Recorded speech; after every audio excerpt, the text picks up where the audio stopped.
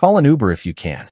The words on the hastily scribbled note mocked me as I stood in the scorching South American sun, my shadow stretching across the empty parking spot where our motorhome had been just 10 minutes ago. 10 minutes. That's all it took for my life to completely unravel. We had been planning this trip for years, a 3-month adventure through South America in a rented motorhome. A dream vacation to rekindle our marriage after 15 years together. At least that's what I thought it was. As I clutched the crumpled note in my trembling hand, the realization that I had been completely abandoned in a foreign country began to sink in. This can't be happening, I muttered, patting my pockets frantically. My passport was safely tucked in my wallet, thank God. But my phone was gone, left charging in the motorhome, along with everything else I owned. I had literally stepped away for 5 minutes to use the restroom and buy a bottle of water at the small convenience store. I looked around desperately. We had stopped in some small town. I couldn't even remember its name. The dusty streets were lined with colorful buildings, and locals moved about their day, completely unaware that my world had just collapsed.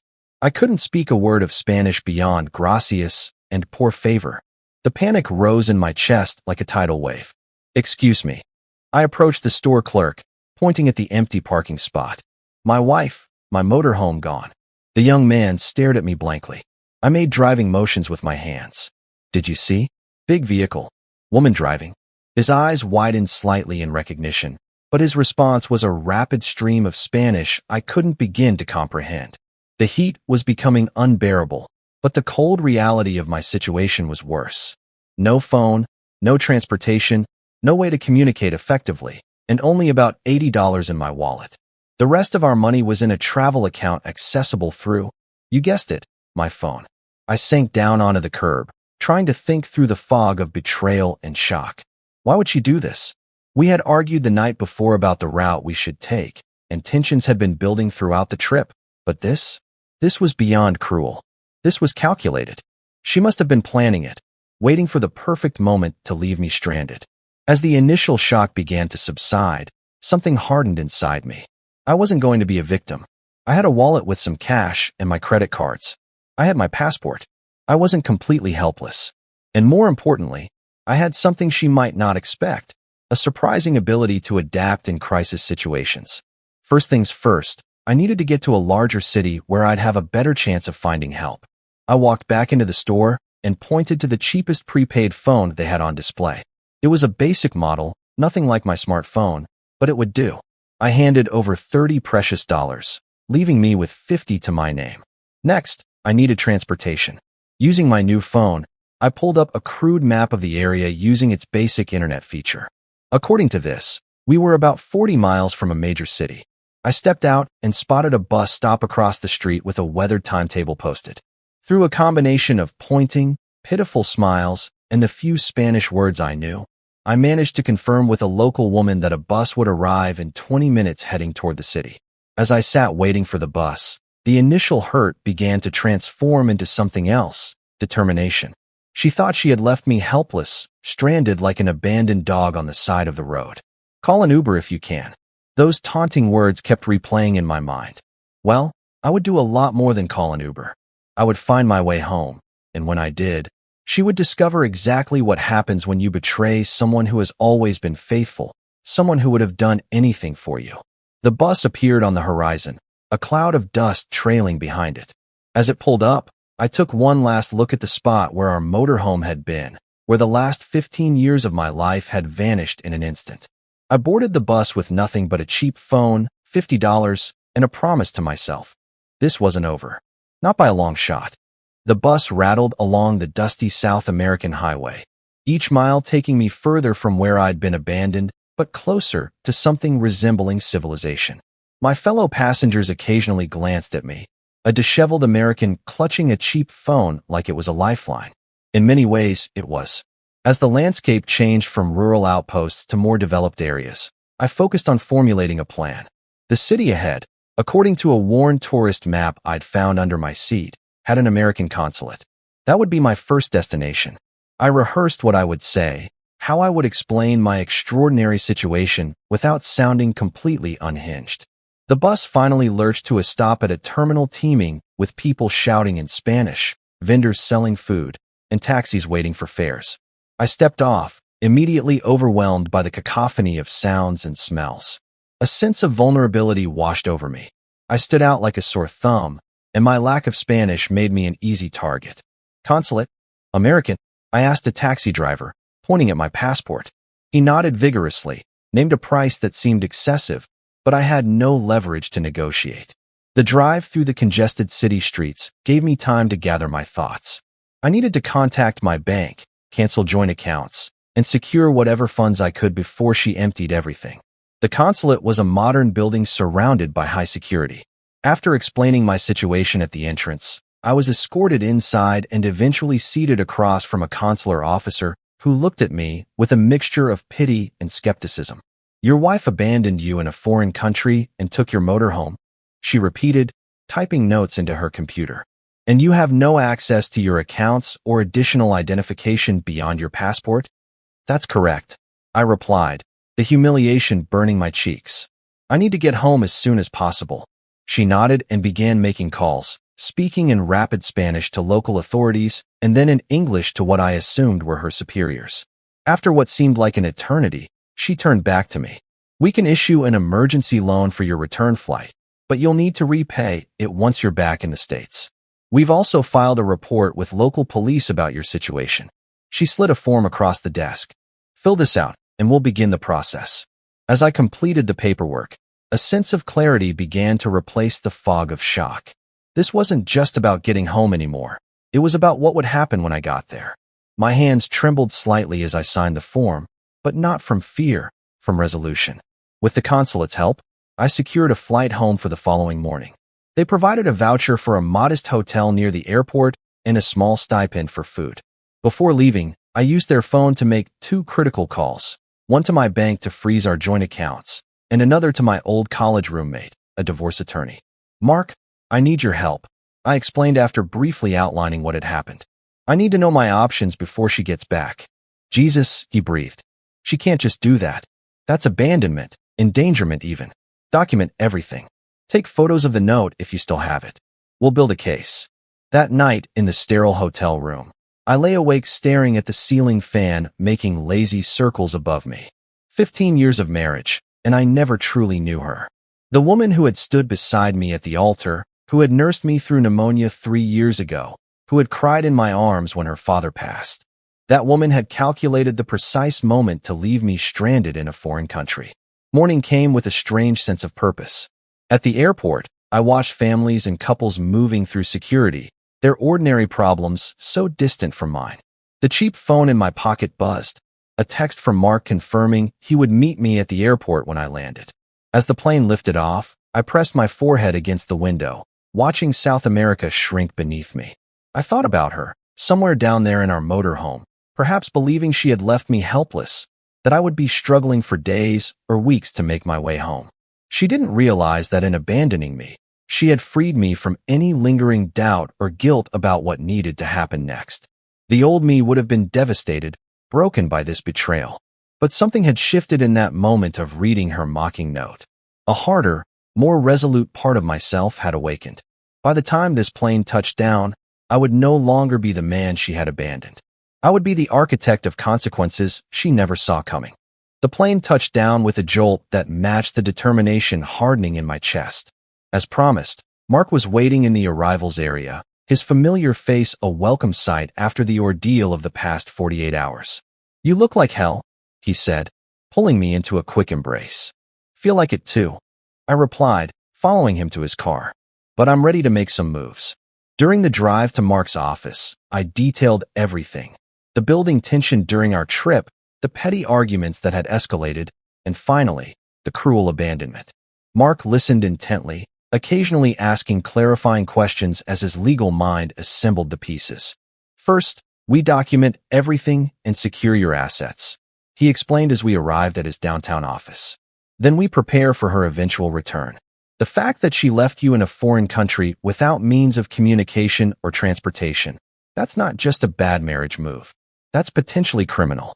Inside his office, Mark's paralegal photographed the note, still crumpled in my pocket. I provided dates, locations, and a detailed account of everything that had happened. With each detail I shared, The path forward became clearer. I want the house sold before she gets back, I stated firmly. I want her to come home to nothing. Mark raised an eyebrow. That's aggressive, but given the circumstances, not impossible. You're both on the deed, but with documentation of abandonment and the right judge, we can petition for an emergency hearing. For the next week, I stayed at Mark's guest house, working tirelessly to rebuild what she had tried to destroy. I purchased a new phone, contacted our bank to freeze joint accounts and secure my personal funds, and filed the necessary legal paperwork. We fast-tracked the sale of our house to a cash buyer at a slight discount for immediate closing. The furniture went into storage, only what was unquestionably mine. Meanwhile, she had made no attempt to contact anyone. No calls to her friends, her sister, or our neighbors. It was as if she had vanished into the South American landscape.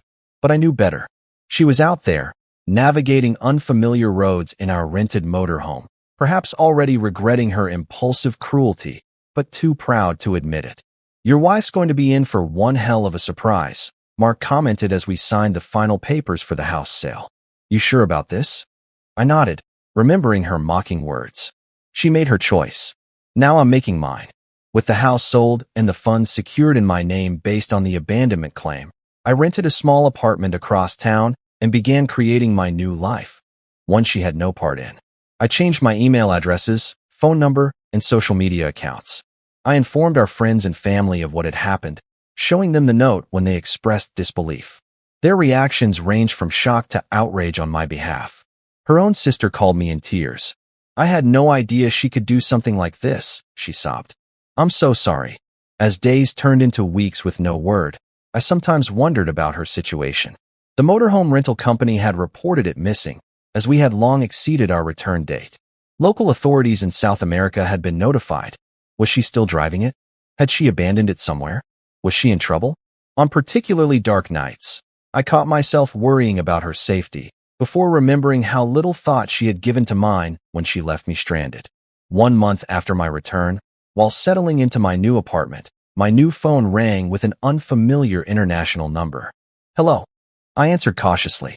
There was a pause, then a voice I hadn't heard in a month, strained, desperate, and unmistakably hers. I'm coming home, she said, her voice breaking. Things went wrong. The motorhome broke down in the mountains. I've been stuck in this horrible town for weeks trying to sort it out. I just want to come home. I said nothing, letting the silence stretch between us. Did you hear me? She asked, her voice rising. I said I'm coming home. I'll be at the airport tomorrow night. Can you pick me up? The audacity was breathtaking. After abandoning me, she expected me to be waiting for her return, ready to resume our life together. I heard you. I finally replied, my voice steady. But there's something you should know before you board that plane. What? She asked, a note of apprehension creeping into her voice. There's nothing to come home to, I said simply. Call an Uber if you can. I hung up before she could respond, a strange sense of peace washing over me. Tomorrow, she would discover just how thoroughly the world she had known had disappeared, and I would be watching from a distance, ready for the final act in the drama she had started. I didn't pick her up from the airport. Instead, I hired a private investigator to document her arrival, a necessary precaution Mark had advised to further support our legal case.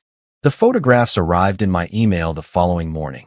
Her exhausted face as she exited customs, the confusion as she searched for a ride that wasn't coming, and finally, her defeated posture as she climbed into a taxi. What the investigator couldn't photograph was her arrival at our former home.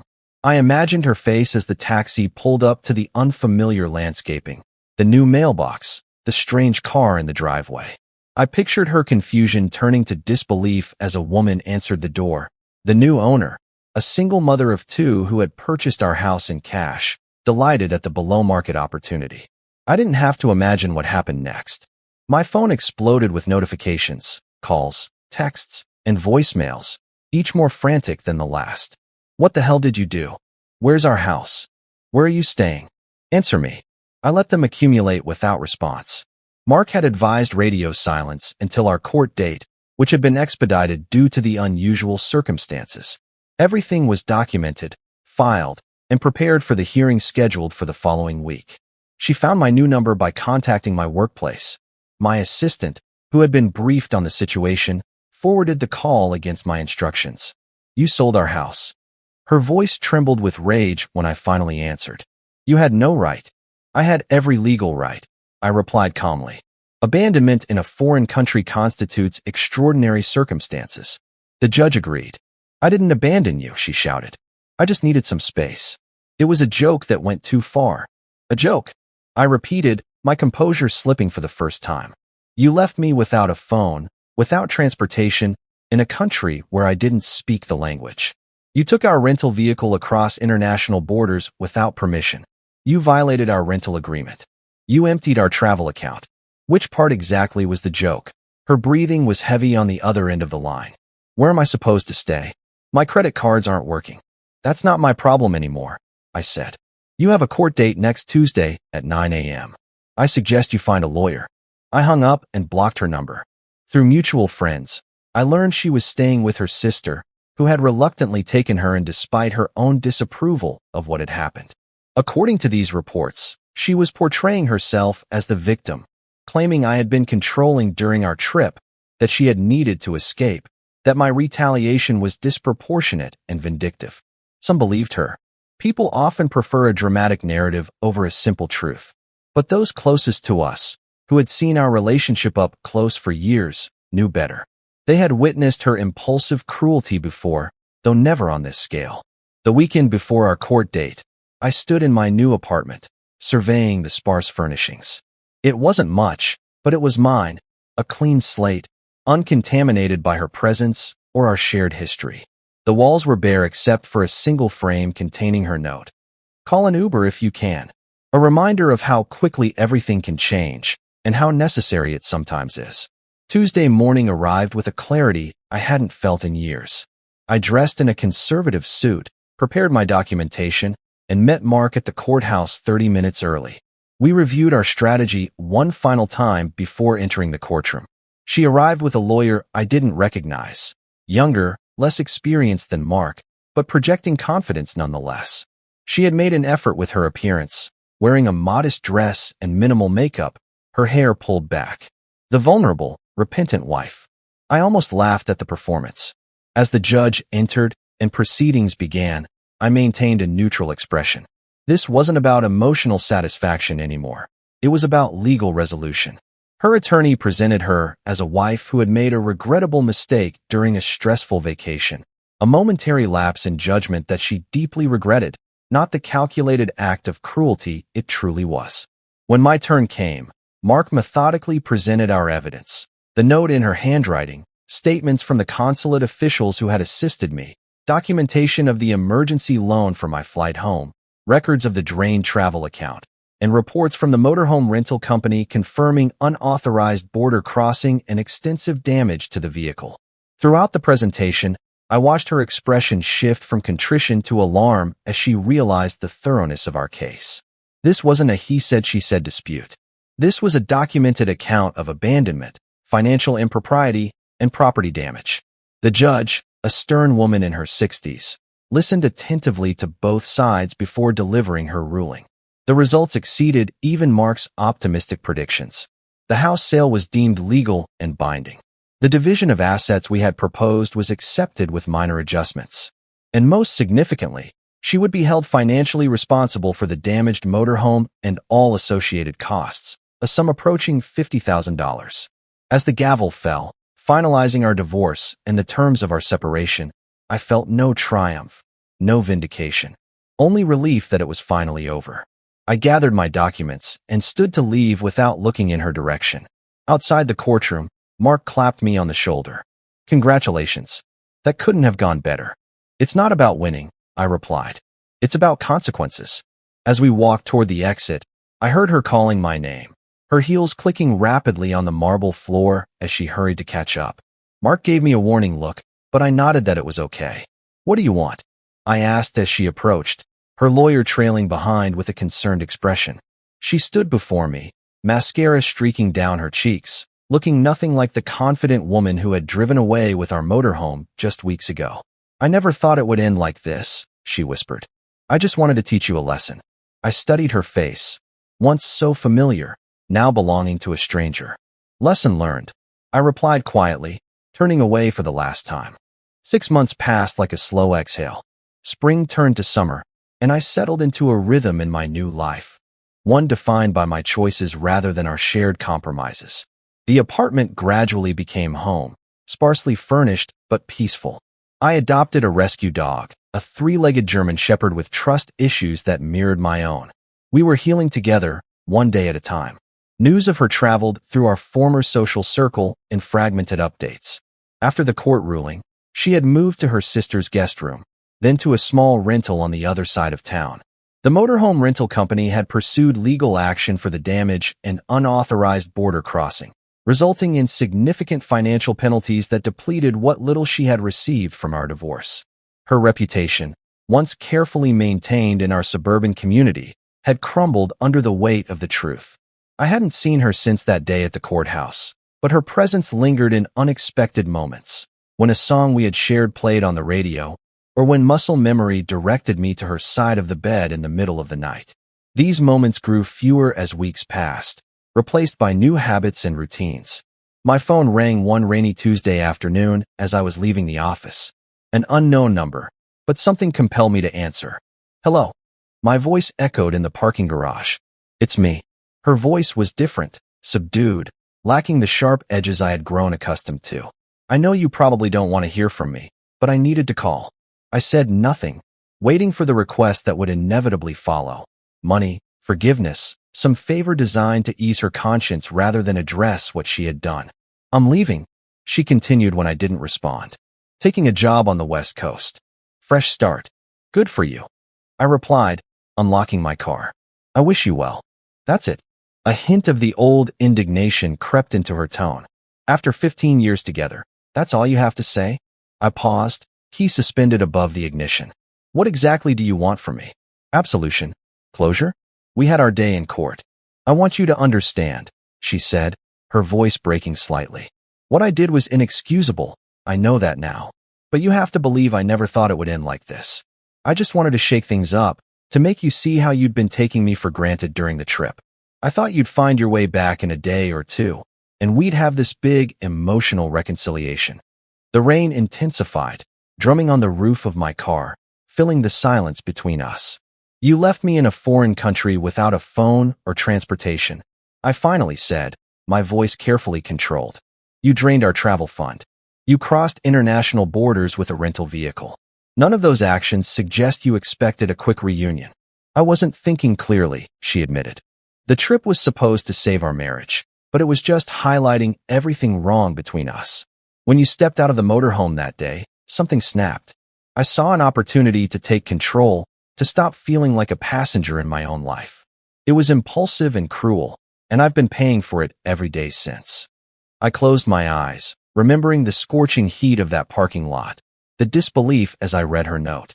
"I hope your new job works out," I said flatly. "I hope you find whatever it is you're looking for." That's really it. She sounded genuinely surprised. "You're really done with me? 15 years just erased?" "Not erased," I corrected her. "Completed. Our story has an ending now. Maybe not the one we imagined when we started, but a definitive conclusion nonetheless." "I still love you," she whispered, a final attempt to breach the walls I had built. Despite everything, I never stopped. The statement hung between us, once powerful enough to alter my universe, now just words without substance.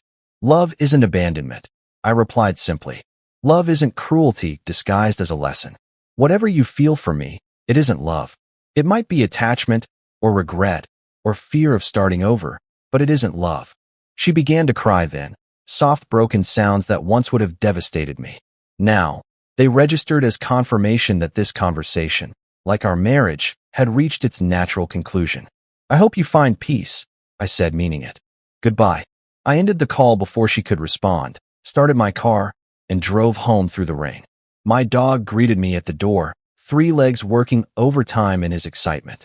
I crouched down to scratch behind his ears, grateful for his uncomplicated affection.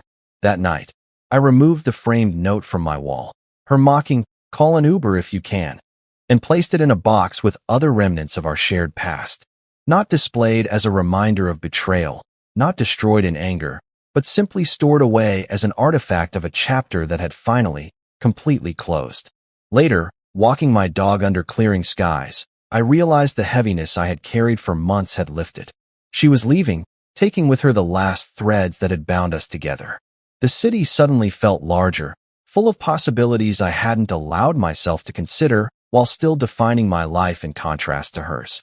For the first time since reading that note in a South American parking lot, I felt truly, completely free. Not because of what I had done to her in return, but because I had finally stopped allowing her actions to define my present.